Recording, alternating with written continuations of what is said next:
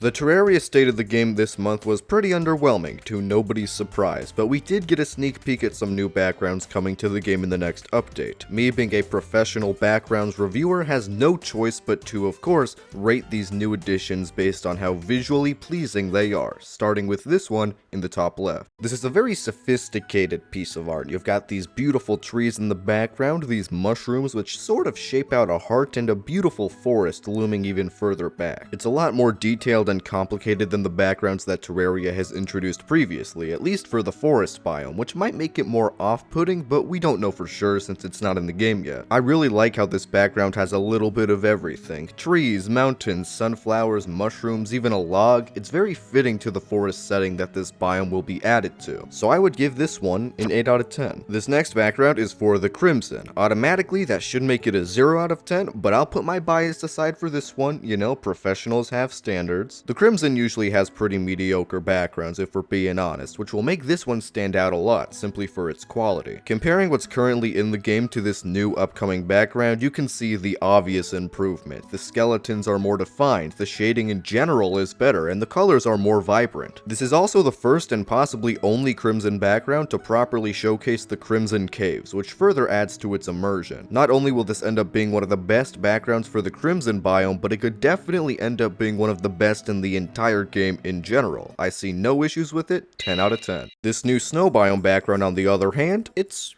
okay, but it's a lot less impressive. This one looks very generic, like a lot of other backgrounds which already exist in Terraria. The snow biome already also has some of the best looking backgrounds in the entire game, which makes this new one stand out much less. It's pretty good, but we don't need it. The trees, the frozen water in the background, the mountains, it's all very well done, but it's also what you would come to expect. Although I will say, I do really like this tree over here, which is losing many of its leaves due to the cold weather. It's a very good looking tree. 10 out of 10 tree. This background is not bad by any means, but it doesn't stand out like the others, so I would give it a 5 out of 10. The last background to rate today is this new one for the Corruption. Similar to the Crimson background, this one is very detailed and creative. It has nearly everything you can think of when it comes to this biome. Sad, decaying trees, inconsistent rocky terrain, growing vines or bushes, whatever that is. My only complaint with this background would be the lack of corruption chasms. This is one of the most iconic things about the Corruption, yet I don't see it anywhere in this background. Compare that to the Crimson background with the Crimson Caves being highlighted. I have a huge bias for the Corruption because I prefer the aesthetic in general and played the game before the Crimson got added. You would have to be a crazy person to actually prefer the Crimson, but I would be lying